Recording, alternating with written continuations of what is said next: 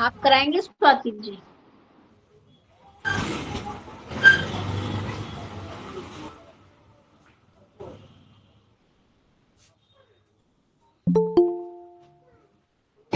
Prayer कराए जी।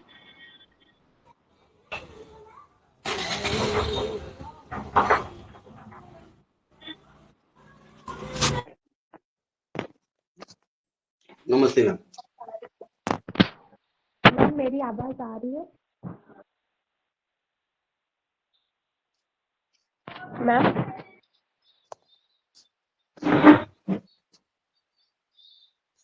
Radhe Radhe ma'am.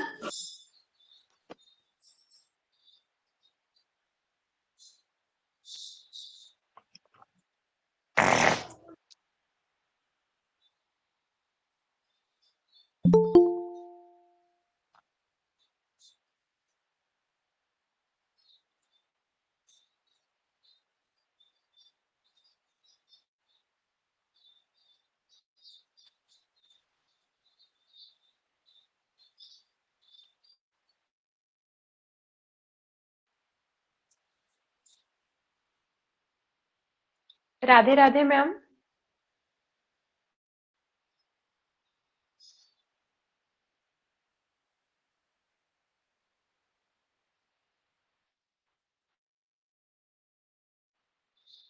चलिए prayer कराएं प्लीज, है ना? आप कराएंगे सर? मैं कर लूं? हाँ आप कराएं, आप कराएं। जी मैम। सभी लोग कमर गर्दन सीधी, आंखों को बंद कर लीजिए 3 बार लंबे सांस साथ के साथ, और ओमकार का उच्चारण करेंगे 3 बार।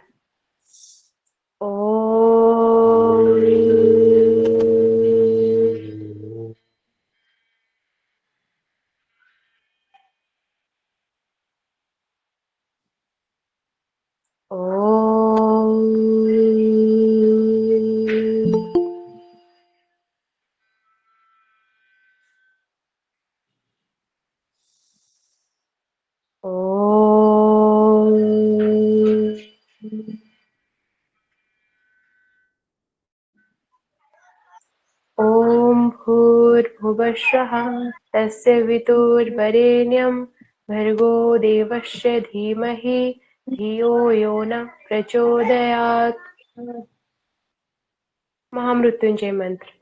ओम त्र्यंबकं यजामहे सुगंधिं पुष्टिवर्धनम् उर्वारुकमिव बन्धना मृत्योर्मुक्षीयमामृताः।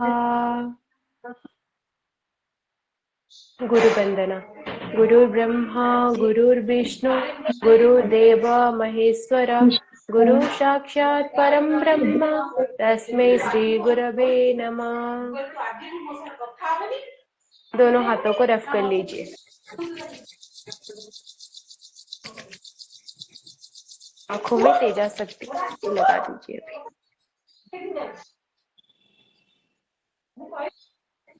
ओम मैम राधे राधे। राधे राधे। राधे राधे सभी को प्रणाम। प्रणाम मैम। प्रणाम। चलिए आप अपना माइक ऑफ कर लीजिए, जिसका भी माइक ऑन है। चलिए आप बताएं शकुंतला जी, कल की क्लास में हमने क्या डिस्कस किया था? थोड़ा सा एक बार देख लेते हैं। कल कितने टॉपिक हमारे रिवाइज हुए थे?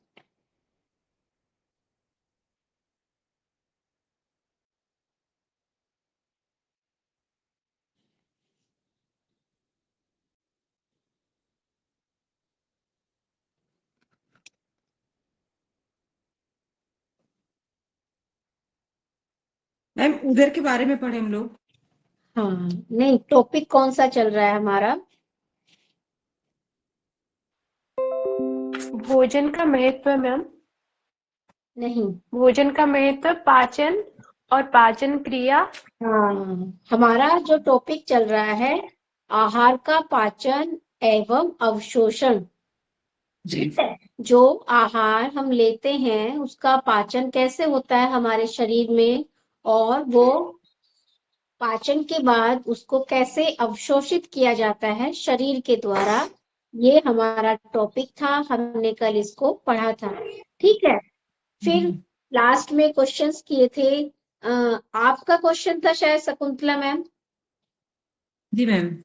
है ना? आपका एक क्वेश्चन था, जैसे यहाँ पे मेंशन किया गया है कि एक 1 to 1.5 लीटर पर डे, है ना? जी आपको इसमें मतलब ये पूछना चाह रहे थे कि क्या हर रोज इतना लार का सिक्रेशन होता है? जी हाँ, तो ये एकदम ट्रू है जी ना? हमारी जो टंग है, आप देखते होंगे हर टाइम लार का सिक्रेशन होता रहता है। जब हम खाते भी नहीं है तो क्या हमेशा, जब हम नहीं कुछ खा रहे हैं या फिर कुछ पानी नहीं पी रहे हैं, कोई ड्रिंक नहीं ले रहे हैं, तब भी हमारा जो माउथ होता है, आपने देखा होगा, वो वेट रहता है, गीला बना रहता है। जी तो वो इस लार के ही कारण, सलाइवा के ही कारण जो हमारा टंग है, माउथ है, हमेशा गीला रहता है, हर टाइम सिक्रेट होता रहता है सलाइवा, है ना? जब हम बात करते हैं, ड्राई तो आपको कभी फील नहीं होता ना।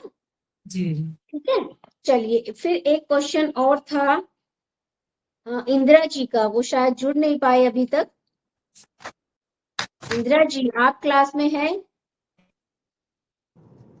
मैडम मैं हूँ तो यह कार में हूँ इसीलिए नहीं आ पाती। नहीं, मेरा वॉइस तो आपको आ रहा होगा ना?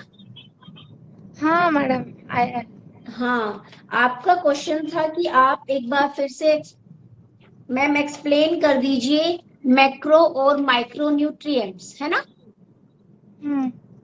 चलिए एक बार इसको डिस्कस कर लेते हैं, मैक्रो न्यूट्रिएंट्स को और माइक्रो न्यूट्रिएंट्स को, उसके बाद फिर आगे चलेंगे।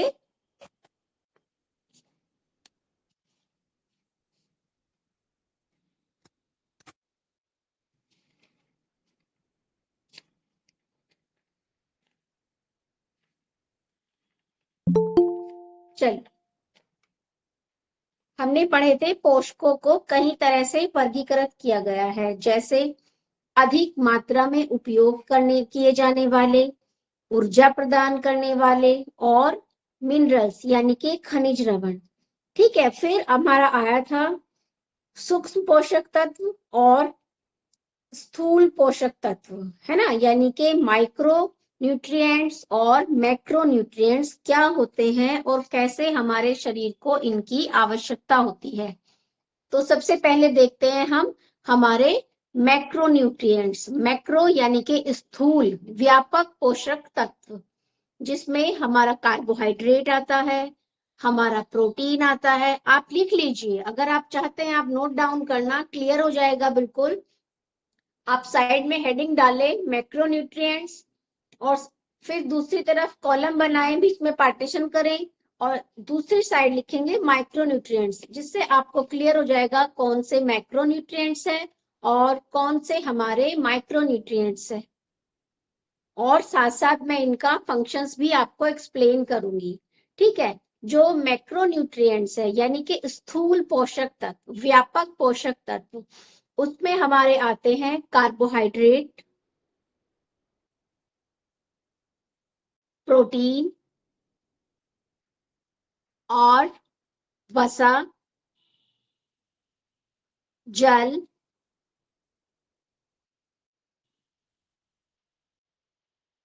और रफेज यानी कि फाइबर भी हमारा मैक्रो न्यूट्रिएंट्स में ही आता है।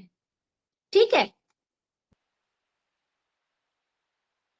यहीं पर माइक्रो न्यूट्रिएंट्स कौन से होते हैं हमारे, जैसे विटामिन हो गए, पूरा जितना भी ग्रुप होता है विटामिन का, जैसे विटामिन ए है, के है, बी, ठीक है, सारे हमारे माइक्रो न्यूट्रिएंट्स में आएंगे। फिर है हमारा मिनरल्स यानी कि खनिज तत्व,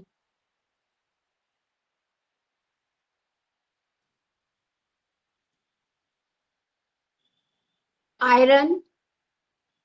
मिनरल्स में जैसे हमारा कैल्शियम हो गया, हमारा आयरन हो गया, मैग्नीशियम हो गया, पोटेशियम, सोडियम, जिंक, आयोडीन, ये हमारा सब आता है माइक्रो न्यूट्रिएंट्स में।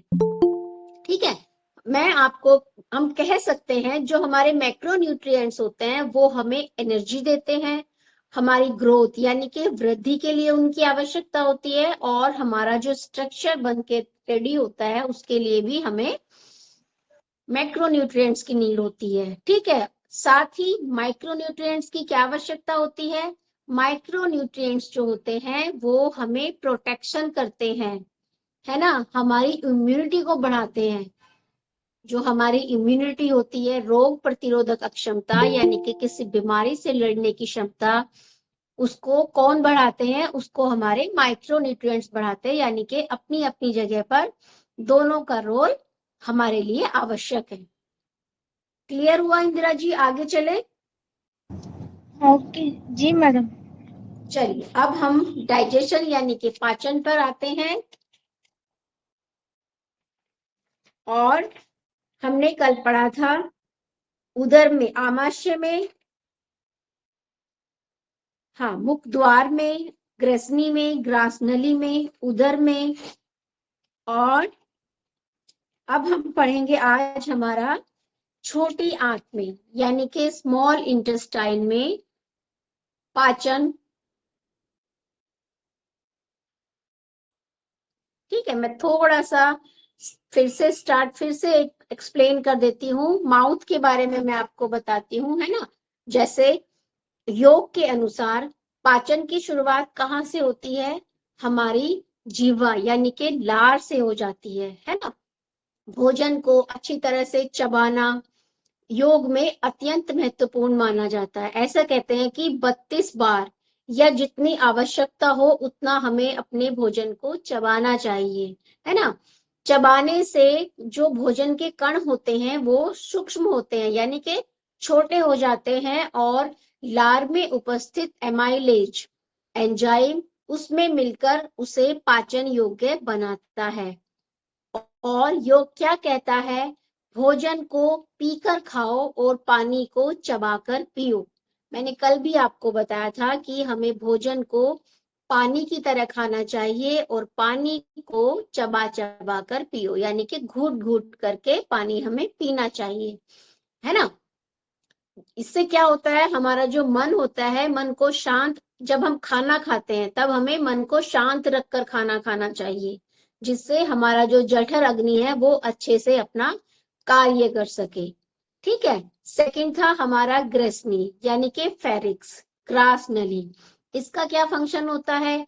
मुंह में अच्छी तरह चबाया गया भोजन, जो हमारे मुख गुहा में भोजन को अच्छी तरह से चबाया जाता है, वो भोजन ग्रसनी से यानी कि ग्रास नली से नीचे होकर यौगिक नीचे जाता है ना। और यौगिक दृष्टि से जो हमारा ग्रास नली का जो भाग होता है वो स्वाद और स्पर्श की चेतना से जुड़ा होता है। यहाँ पाचन नहीं होता, मैंने कल भी बताया था, यहाँ पे हमारा पाचन नहीं होता।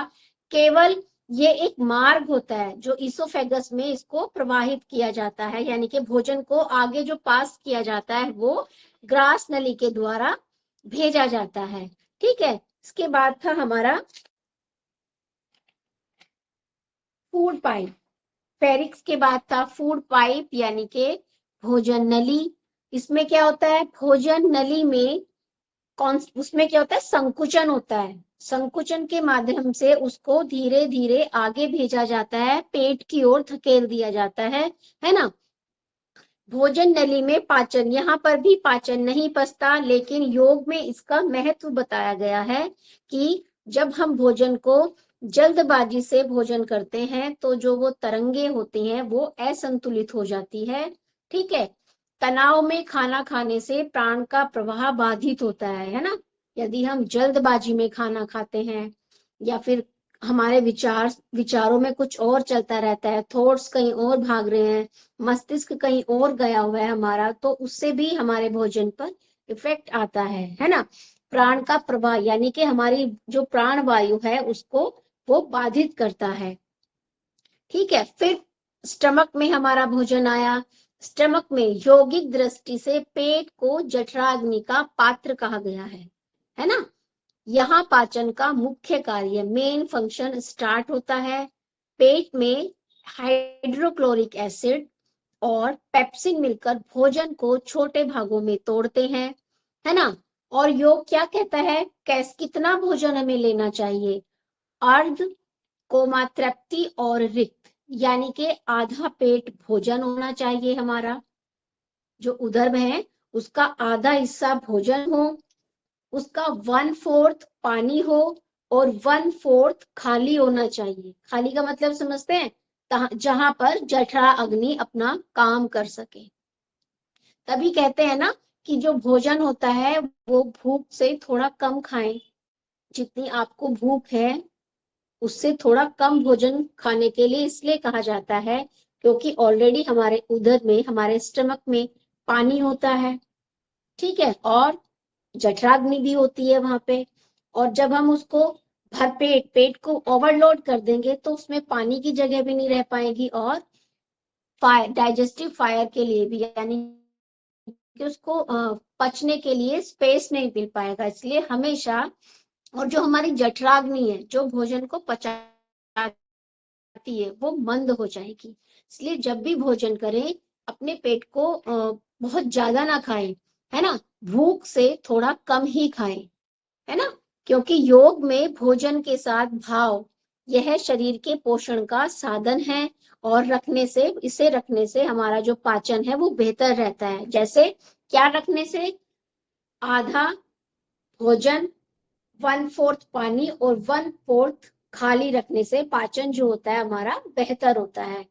इसके बाद हमारा जो भोजन आता है वो आता है छोटी आंत, यानी कि स्मॉल इंटेस्टाइन में, ठीक है। यहाँ सबसे महत्वपूर्ण पाचन और अवशोषण होता है, यानी कि पाचन भी होता है फूड का और उसको एब्जॉर्ब यानी कि अवशोषित भी किया जाता है।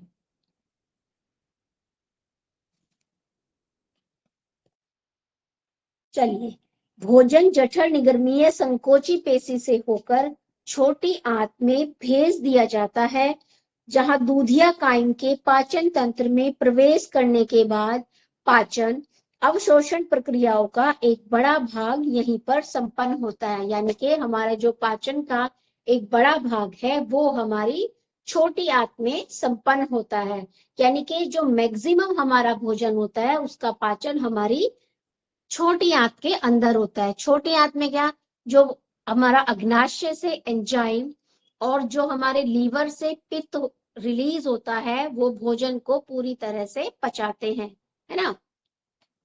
योग में इसे रस धातु का निर्माण केंद्र कहा गया है। यहाँ भोजन से रस और न्यूट्रिशन यानी कि एनर्जी और न्यूट्रिशन बनता है। कैसे फंक्शन करता है इंटेस्टाइन, स्मॉल इंटेस्टाइन, अब देखते हैं। मैम क्या कहा गया है इसे योग में? योग में इसको रस धातु यानी कि यहाँ पर जूसेस का सिक्रेशन होता है, निर्माण का केंद्र कहा गया है। रस धातु निर्माण का केंद्र कहा गया है और यहाँ भोजन से रस यानी कि एनर्जी और न्यूट्रिशन बनता है। यदि हम शांत मन से भोजन करते हैं तो ऐसा भी कहते हैं कि ऐसे ही मन शांत भोजन करने से बेहतर रस का निर्माण होता है, जो जूसेस होते हैं उनका बहुत अच्छे से प्रोडक्शन होता है। और यदि हम क्रोध में भोजन करते हैं उससे वो जूसेस कम सिक्रेशन होता है उन जूसेस का और हमारे भोजन के अपच की संभावना रहती है।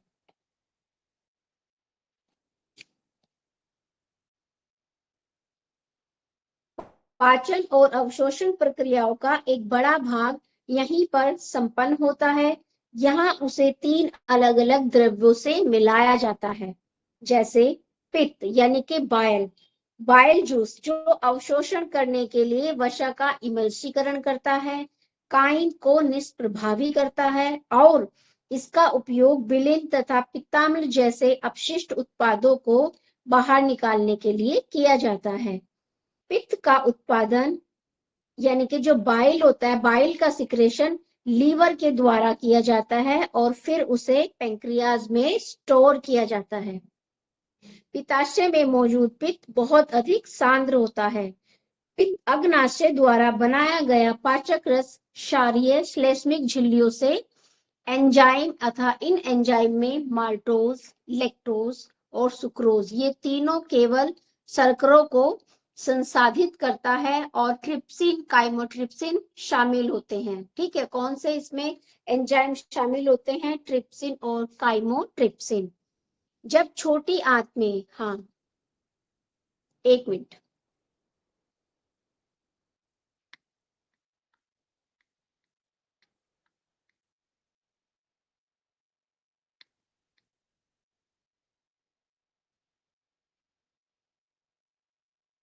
मैम कल एक तीनों। क्वेश्चन किया था, कल पीएच के बारे में भी पूछा था मुझसे ना, जी जी जी जी आपने पूछा था शकुंतला मैम। जी जी हाँ, मैं अभी बताती हूँ पीएच क्या होता है। पीएच एक तरह से हमारा स्केल है, पैमाना है ना। पीएच क्या है? एक तरह से कह सकते हैं कि हमारा एक पैमाना है जो किसी द्रव को की अम्लीयता यानी कि उसकी एसिडिटी या उसकी क्षारीयता को बताता है ना।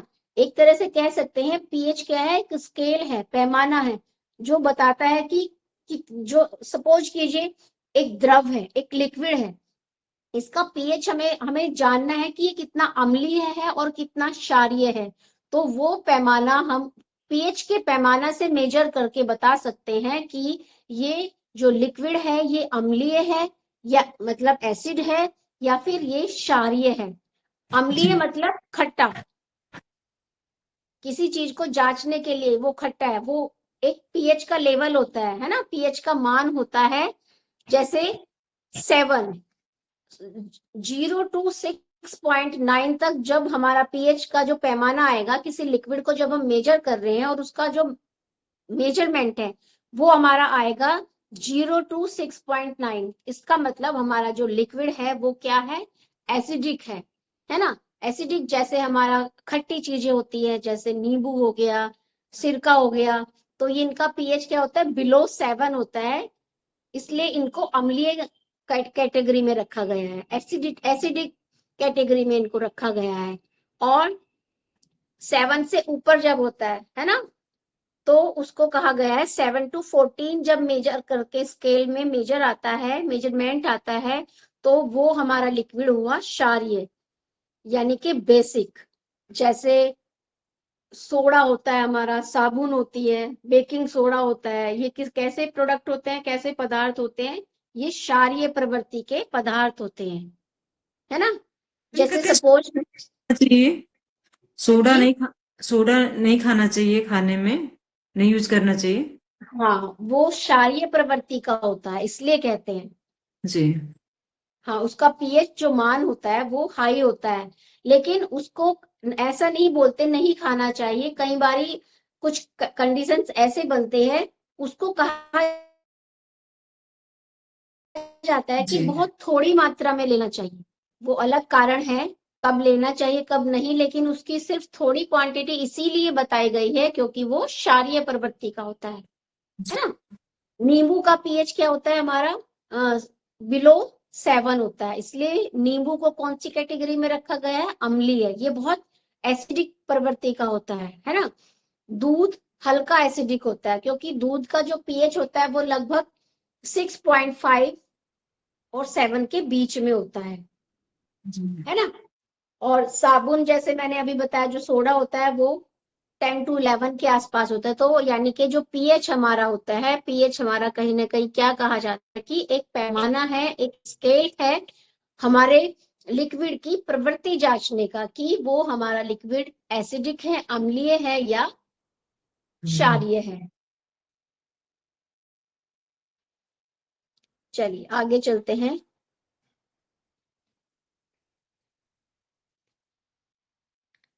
मैम अभी आपने जो बताया है, एंजाइमों को माल्टेज, लैक्टेज और सुक्रेज, ये तीनों केवल शर्करों को संपादित करते हैं। मैम इसका क्या मतलब है, संसाधित अभी करते हैं?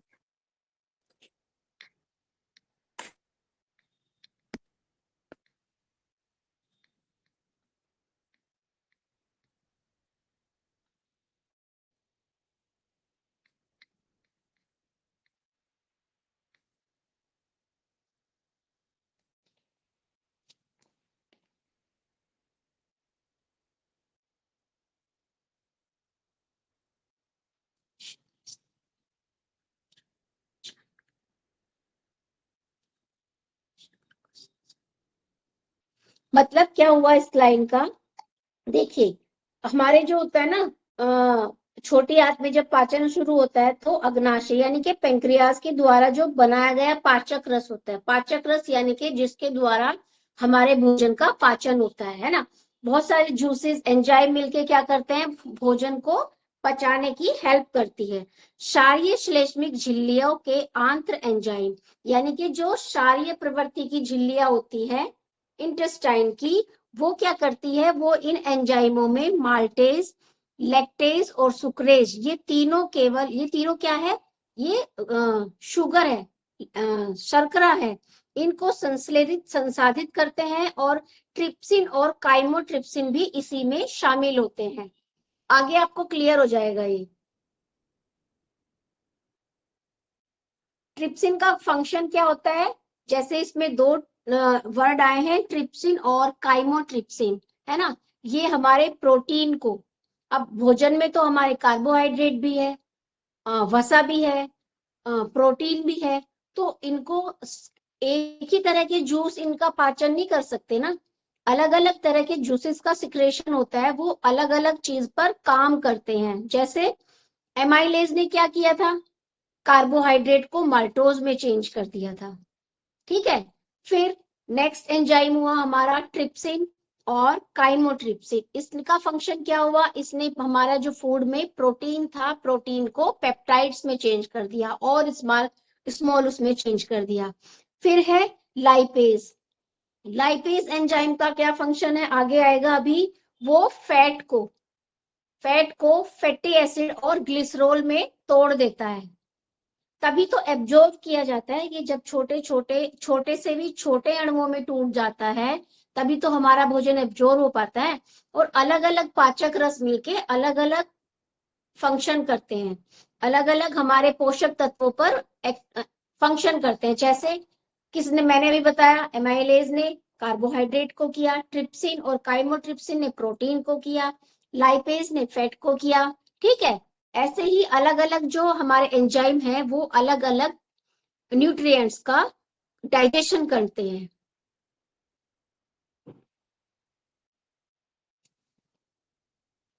जब छोटी आंत में पीएच स्तर बदलता है और धीरे धीरे क्षारीय हो जाता है तो और अधिक एंजाइम सक्रिय हो जाते हैं जो रासायनिक रूप से विभिन्न पोषक तत्वों को और छोटे छोटे अणुओं में, जितने भी मैंने अभी आपको बताए हैं एंजाइम्स, ये एक्टिवेट होते हैं और जो बाकी और पोषक तत्व होते हैं सभी की मैंने अभी आपको लिस्ट बताई है जो जो पोषक तत्व होते हैं, और उनको क्या करते हैं, फिर उनको और छोटे अणुओं में विभाजित कर देते हैं ताकि वे रक्तवाहिकीय और लसीकीय तंत्रों में अवशोषित किए जा सके, ठीक है। ऐसे ही तो हम अवशोषित नहीं कर सकते ना अपना भोजन, उसको इतना महीन, इतना लिक्विडिफाई कर दिया जाता है ताकि वो जो रक्तवाहिका होती है, रक्तवाहिका क्या है, वेसल्स है, जो ब्लड वेसल्स हैं, है ना, वो क्या होती है, वो पाइप जैसी संरचना होती है, उनका स्ट्रक्चर कैसा होता है, पाइप के जैसे स्ट्रक्चर वाली हमारी ब्लड वेसल्स होती है ना, इतनी महीन होती है लेकिन स्ट्रक्चर उनका वो होलो होती है, अंदर से कैसी होती है, वो होलो पाइप की तरह। और वो क्या करते हैं, फिर वो जो हमारा भोजन है जो अवशोषित पाचन हो चुका उसका, उन ब्लड वेसल्स के द्वारा उस भोजन को अवशोषित कर लिया जाता है ना।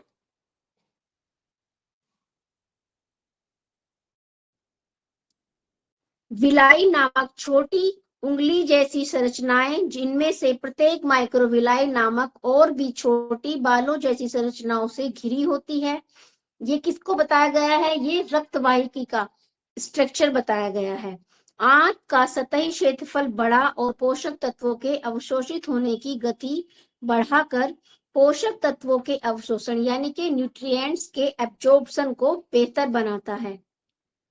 एब्जॉर्ब पोषक तत्वों से भरा रक्त हेपाटिक पोर्टल सिरा से होकर स्मॉल इंटेस्टाइन से बाहर जाता है और लीवर में पहुंचाया जाता है, जहां उसे छाना जाता है और उसमें से टॉक्सिन निकाले जाते हैं और पोषक तत्वों को संसाधित किया जाता है। छोटी आंत और पाचक प्रणाली का शेष कमराकुंचन यानी कि उनका कॉन्स्ट्रक्शन करता है, जिससे भोजन को उदर से मलाशय तक ले जाया जाता है ना। आपने स्ट्रक्चर देखा होगा छोटी आंत का, ऐसे ऐसे ऐसे करके छोटी आंत का स्ट्रक्चर होता है, विलाई वाला स्ट्रक्चर होता है ना। और उसमें कॉन्स्ट्रिक्शन होता रहता है, कर्मांकुंचन होता रहता है, जिसके द्वारा उसका उसमें पाचन भी होता रहता है, और उसको जो काम का होता है उसको अवशोषित कर लिया जाता है, और वेस्ट को उसको आगे धकेल दिया जाता है। ये सब क्रिया किसके द्वारा होती है? कर्मांकुंचन, जो फंक्शन होता रहता है, कॉन्स्ट्रिक्शन, संकुचन होता रहता है, जो उसके द्वारा होता है। हमेशा होता रहता है, वो संकुचन हमेशा होता रहता है। नहीं, हमेशा जब तक आपका पाचन कंप्लीट नहीं होगा। जी हर एक में है ना, जैसे कल हमने स्टमक पढ़ा था, उदर पढ़ा था, उसी में भोजन का पाचन कम से कम 2 घंटे उसमें टाइम बताया गया था, 1 से 2 घंटे, जी है ना, बताया गया था। जी तो जब जब अपने अपने उसमें पार्ट में भोजन आएगा, आपने देखा होगा जैसे ही हम खाना खाते हैं, हमने भरपेट खाना खाया, हमें तुरंत ही भूख नहीं लगती है। उसका हम्म, यही कारण होता है कि हमारा जो पेट है अभी वो अपने प्रोसीजर में लगा हुआ जी है ना। इसीलिए कहा जाता है कि शाम के टाइम जब आप सोने से पहले इवनिंग में आपको टाइम से खाना चाहिए, ताकि जो आपका फंक्शन है, पाचन जो हमारा जो पाचन की क्रिया है, डाइजेशन का जो प्रोसीजर है, वो पहले ही कंप्लीट हो जाए। सोते हुए सिर्फ हम रिलैक्स होके सोएं और पेट हमारा खाली रहे, इसीलिए कहा जाता है उसको, है ना, ताकि एक्स्ट्रा हमारे बॉडी को वर्क ना करना पड़े। जी। ये स्ट्रक्चर बताया गया है। वृत्ताकार और लंबवत मांसपेशियां परस्पर विरोधी होती है। जब एक सिकुड़ती है तो दूसरी शिथिल यानी कि फिक्स हो जाती है, जब एक सिकुड़ती है तो दूसरी फैल जाती है। जब वृत्ताकार मांसपेशियां सिकुड़ती है तो कोटर और अधिक संकरा और लंबा हो जाता है, और इससे भोजन को दबाकर आगे की ओर धकेल दिया जाता है। जब लंबवत मांसपेशियां सिकुड़ती है तो वृत्ताकार मांसपेशियां शिथिल होकर, ये सिर्फ वही है संकुचन की क्रिया है। जब जब वो क्रिया एक्टिव होती है तब हमारा संकुचन के द्वारा हमारा जो भोजन होता है उसको आगे बड़ी आंत में धकेल दिया जाता है। नेक्स्ट है हमारा बड़ी आंत यानी कि लार्ज इंटेस्टाइन।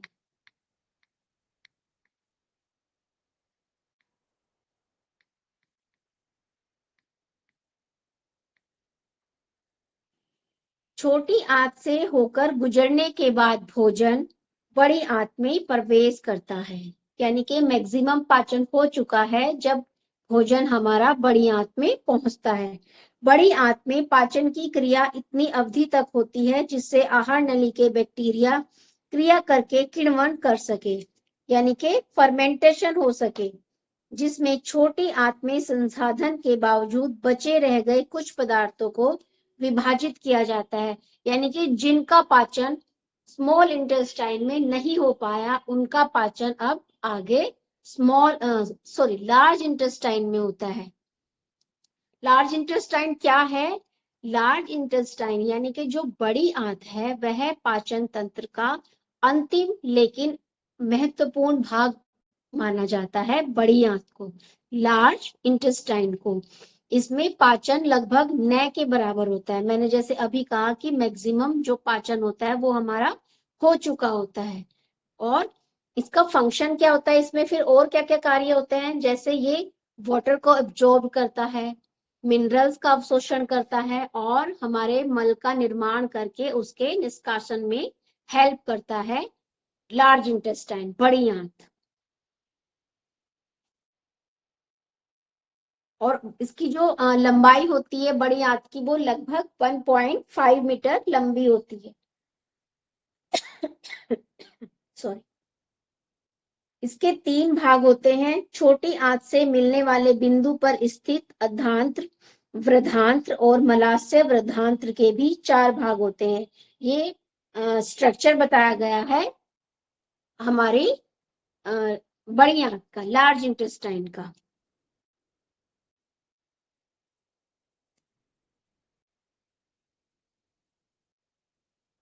अब इसमें क्या होता है, हमारा जो खाना होता है इसमें जैसे सेलुलोज है, यानी कि जो फाइबर हमने लिया है अपने भोजन को, उन्हें शरीर के अन्य अपशिष्ट पदार्थों में मिला दिया जाता है और वे कड़ा और सांद्रमल बन जाते हैं, है ना।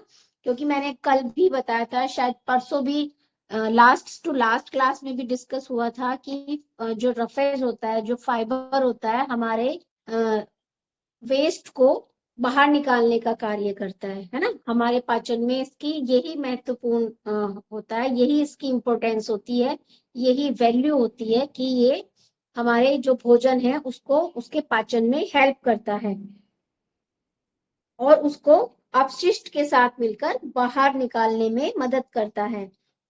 यह मल एक निश्चित अवधि के लिए मलाशय में रहता है और फिर आकुंचन और शिथिलन के कारण गुदा द्वार के जरिए शरीर से निकाल दिया जाता है। यानी कि जो मलाशय होता है उसमें फिर से संकुचन की क्रिया होती है, शिथिल की क्रिया होती है।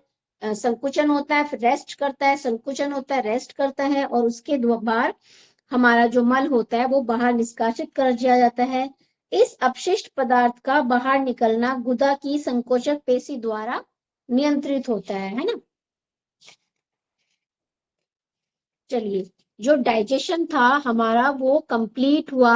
अब नेक्स्ट हमारा चलेगा आहार एवं पोषण की अवधारणा, यानी कि फूड और जो पोषण है उसका कंसेप्ट क्या है।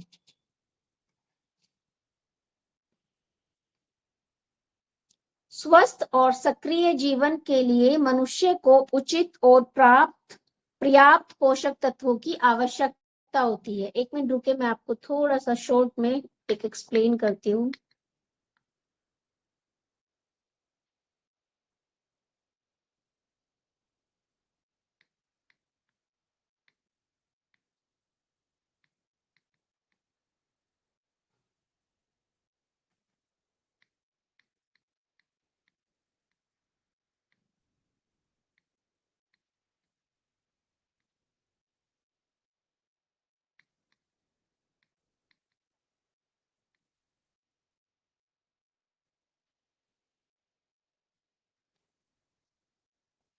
चलिए थोड़ा सा नोट डाउन करेंगे।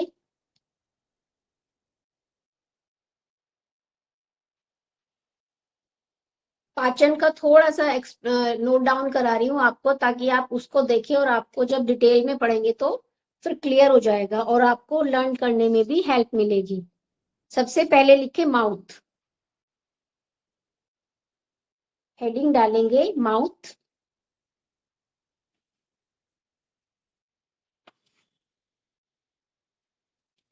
यही सबसे मेन है डाइजेशन इसमें। आगे तो फिर थ्योरी वाला पोर्शन है, उसको तो वो इतना टाइम भी नहीं लेगा, और है ना। माउथ में लिखेंगे, है ना, मैं फंक्शंस बता रही हूँ सबके। माउथ के आगे लिखेंगे आप भोजन चबाया जाता है, पॉइंट्स डाल के लिखे, फर्स्ट पॉइंट में लिखे।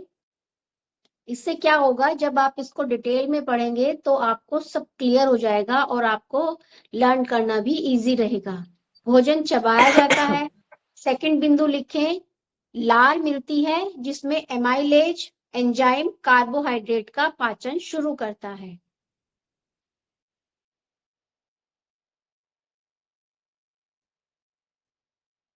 मैम रिपीट कर दीजिए। सेकंड पॉइंट, जी। लार मिलती है जिसमें एमाइलेज एंजाइम कार्बोहाइड्रेट पचाना शुरू करता है। ठीक है, फर्स्ट बिंदु था हमारा भोजन चबाया जाता है। सेकंड बिंदु है मैम लार। फास्ट रिपीट कर लीजिए। सेकंड, फास्ट का फर्स्ट बिंदु, फर्स्ट पॉइंट, ओके। भोजन चबाया जाता है,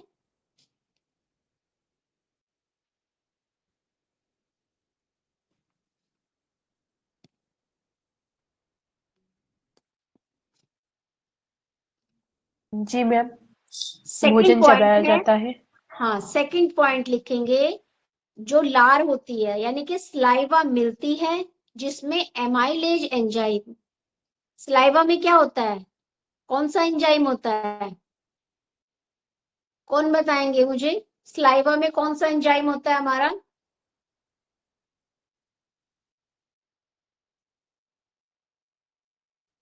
अभी तो मैंने लिखवाया है स्लाइवा, एमाइलेज। जी मैम कार्बो डाइऑक्साइड। जो लार होती है यानी कि जो स्लाइवा है, वो स्लाइवा जो मिलता है जिसमें एमाइलेज एंजाइम कार्बोहाइड्रेट पचाना शुरू करता है। ठीक है, थर्ड पॉइंट लिखेंगे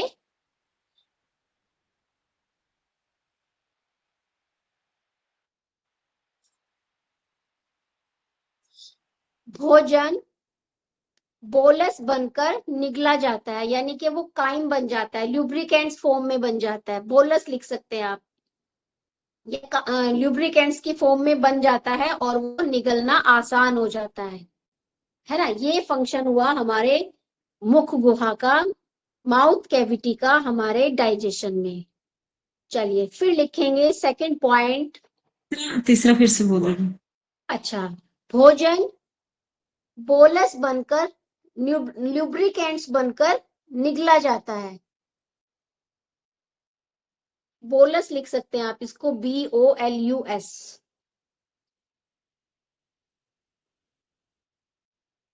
अब लिखेंगे फेरिक्स यानी कि ग्रसनी।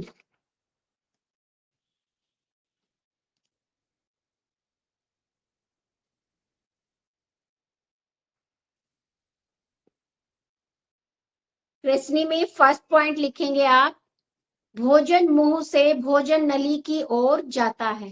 भोजन मुंह से यानी कि भोजन माउथ से भोजन नली की ओर जाता है।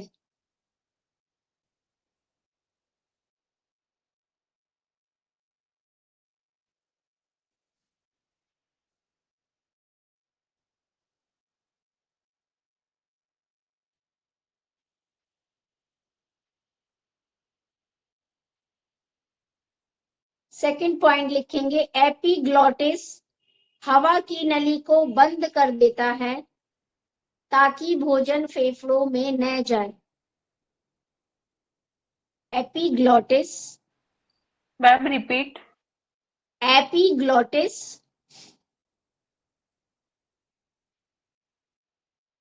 हवा की नली बंद कर देता है ताकि भोजन फेफड़ों में न जाए।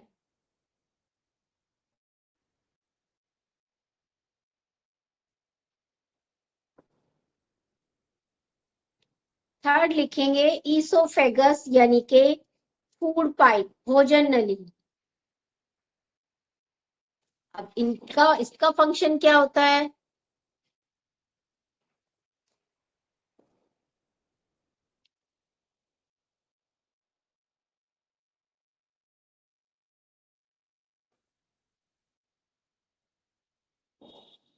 पेरिस्टालसिस। हाँ हाँ जी, क्या क्या पॉइंट है? भोजन नली का, हम तीसरा पॉइंट ग्रसनी का नहीं, नहीं। ग्रसनी के मैंने 2 पॉइंट नोट डाउन कराए हैं। फिर जी हमारा हाँ। है फूड पाइप। तीसरा जो पॉइंट है फूड पाइप यानी कि भोजन नली, ईसोफेगस बोलते हैं। ईसोफेगस, फूड पाइप, भोजन नली, ग्रास नली, ये सब इसी के नाम है। जी अब इसमें पॉइंट लिखेंगे आप, पेरिस्टालसिस, हिंदी में इसको बोलते हैं परिस्तालिक गति। एक मोशन होता है, एक मूवमेंट होता है जिसको क्या बोलते हैं? पेरिस्टालसिस।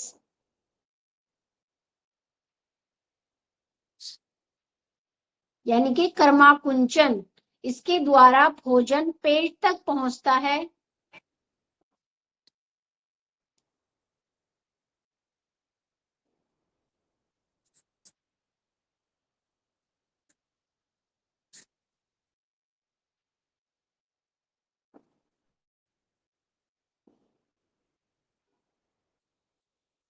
हम्म।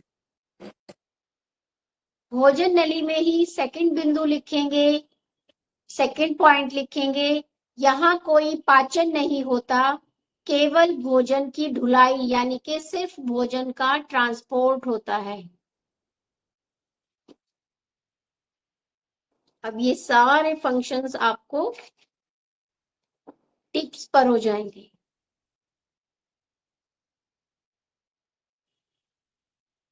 मैम भोजन की धुलाई से क्या मतलब? धुलाई नहीं, धुलाई, ढोना, एक तरह से ट्रांसपोर्ट। क्या काम होता है? सिर्फ इसका पाचन का काम नहीं होता है, इसका भोजन नली का सिर्फ भोजन को ऊपर से नीचे उदर में लेकर आता है, स्टमक में लेकर आता है, ट्रांसपोर्ट का कार्य करता है, है ना। अब नेक्स्ट लिखेंगे फोर्थ, स्टमक, जठर, पेट, उदर।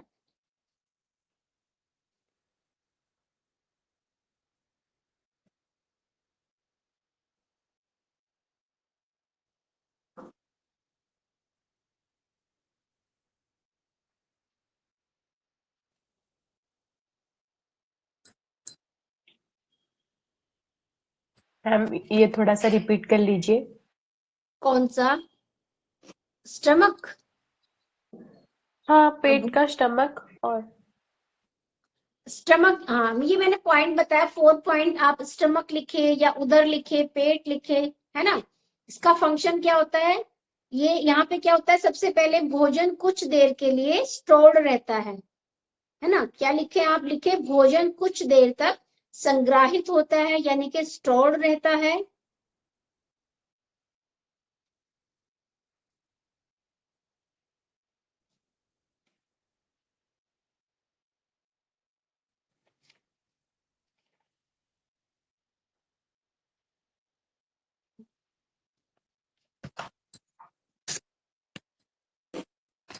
इसके बाद सेकंड बिंदु लिखेंगे, हाइड्रोक्लोरिक एसिड और पेप्सिन मिलकर प्रोटीन पचाते हैं। हाइड्रोक्लोरिक एसिड और पेप्सिन मिलकर प्रोटीन पचाते हैं।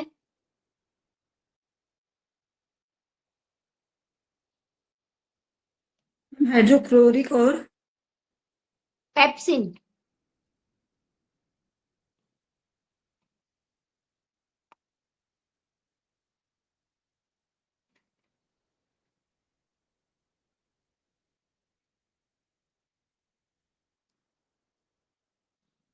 जो प्रोटीन को पचाते हैं, यानी कि HCl और पेप्सिन मिलकर प्रोटीन पचाते हैं।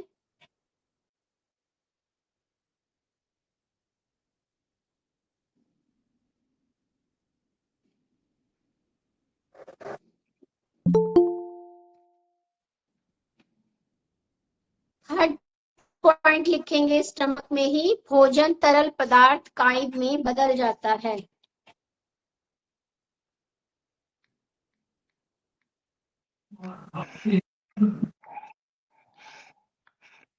मैम भोजन भोजन तरल पदार्थ काइम में बदल जाता है।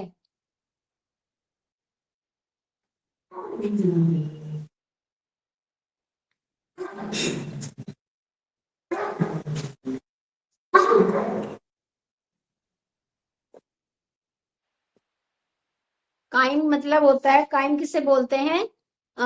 अर्धपचा, अर्धपचा गाढ़ा तरल भोजन। काइम जो होता है, काइम का मतलब होता है अर्धपचा गाढ़ा तरल भोजन।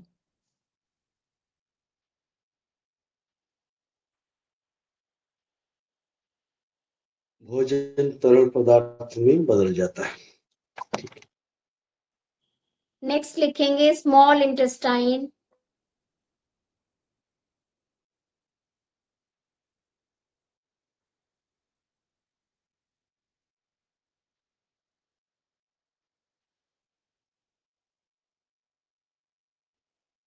अब स्मॉल इंटेस्टाइन में क्या होता है? पाचन भी होता है और अवशोषण भी होता है हमारे भोजन का।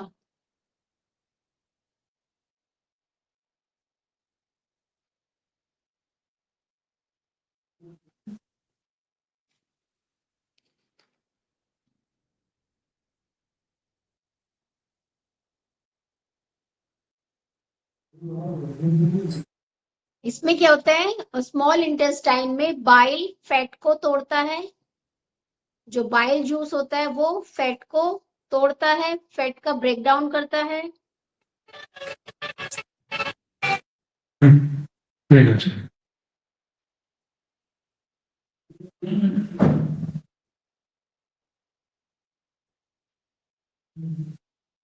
जी। ठीक है। हाँ, जो ग्लूकोज होता है, अमीनो एसिड्स होते हैं और विटामिन्स होते हैं, उनका अवशोषण होता है।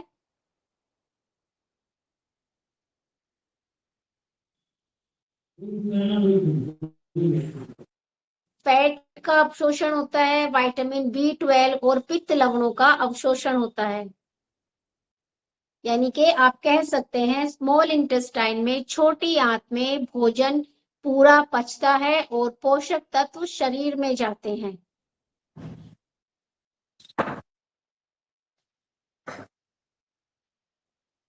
नहीं चाहिए रे।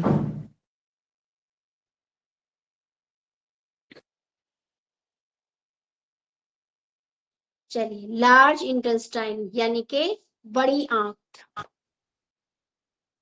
बड़ी आंत में क्या होता है? पानी और मिनरल्स यानी कि खनिज लवणों का अवशोषण।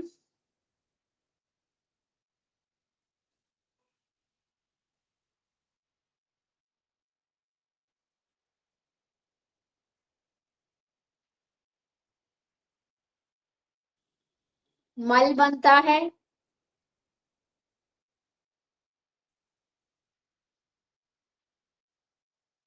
और रेक्टम में स्टोर होकर गुदा यानी कि एनस से बाहर निकलता है।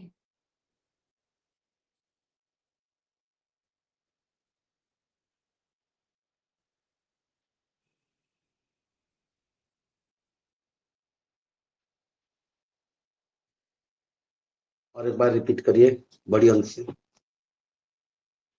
पानी और मिनरल्स यानी कि पानी, जल का और खनिज लवणों का अवशोषण होता है।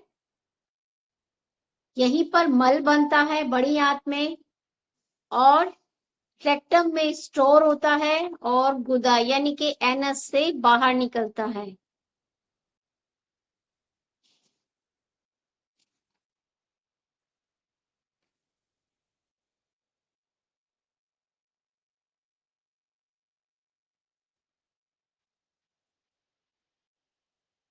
है ना? तो क्या हुआ?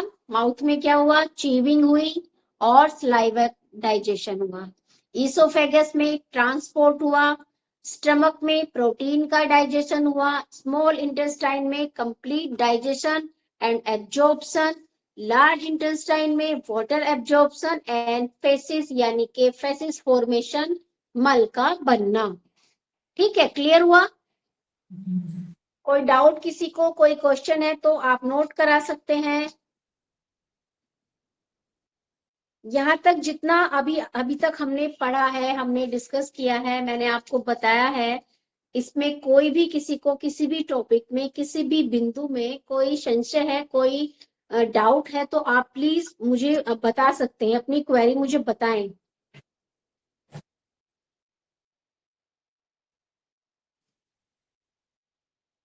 ठीक है, चलिए आगे चलते हैं फिर। टाइम भी हो गया वैसे। देख लेते हैं थोड़ा सा, फिर नेक्स्ट क्लास में इसको डिटेल में लेंगे। आहार एवं पोषण की अवधारणा यानी कि कंसेप्ट। स्वस्थ और सक्रिय जीवन के लिए मनुष्य को उचित एवं पर्याप्त पोषक तत्वों की आवश्यकता होती है। कंसेप्ट क्या है हमारे पोषण का, है ना? क्यों हम भोजन ले रहे हैं, यही हुआ ना, इसका क्वेश्चन हुआ कि हम भोजन क्यों ले रहे हैं, क्या अवधारणा है। तो क्या अवधारणा है? हमारा जो स्वास्थ्य है वो स्वस्थ रहे, हम हेल्दी रहे, एक्टिव रहे और हमें उचित मात्रा में पोषक तत्व मिलते रहें। शरीर की आहार संबंधी आवश्यकताओं के तहत पोषक तत्वों की प्राप्ति के लिए अच्छा पोषण या उचित आहार सेवन महत्वपूर्ण है। नियमित शारीरिक गतिविधियों के लिए पर्याप्त, उचित और संतुलित आहार अच्छे स्वास्थ्य का आधार है। अच्छे स्वास्थ्य के आधार को क्या माना गया है? पर्याप्त और उचित संतुलित भोजन। ये क्या है? ये बेस है। स्वस्थ यानी कि हेल्दी लाइफ का जो बेस है क्या है? ये हेल्दी फूड, हेल्दी डाइट लेना। खराब पोषण से रोग प्रतिरोधक अक्षमता, जो हमारी इम्यूनिटी होती ये रोगों से लड़ने की क्षमता कम हो जाती है और रोग के प्रति संवेदनशीलता, यानी कि हम सेंसिटिव होते हैं, कोई भी रोग अगर आया तो हम जल्दी से हमारे ऊपर अटैक करता है, तथा शारीरिक एवं मानसिक विकास बाधित होता है। हमारा जो फिजिकल डेवलपमेंट होता है, मेंटल डेवलपमेंट होता है, वो ब्रेक हो जाता है, कहीं ना कहीं रुक जाता है ना। और हमारी जो ग्रोथ होती है, उत्पादकता है, उसमें भी कमी आ जाती है। तो ये कंसेप्ट नेक्स्ट क्लास में मंडे हम देखेंगे। अभी नेक्स्ट क्लास का टाइम हो रहा है, तो आप सभी आराम से कमर गर्दन सीधी करके बैठ जाएंगे। सबसे पहले तो आप सभी का धन्यवाद, आपने इतने अच्छे से ध्यान से मुझे सुना। और इसके बाद लंबी गहरी श्वास लेंगे और ओम और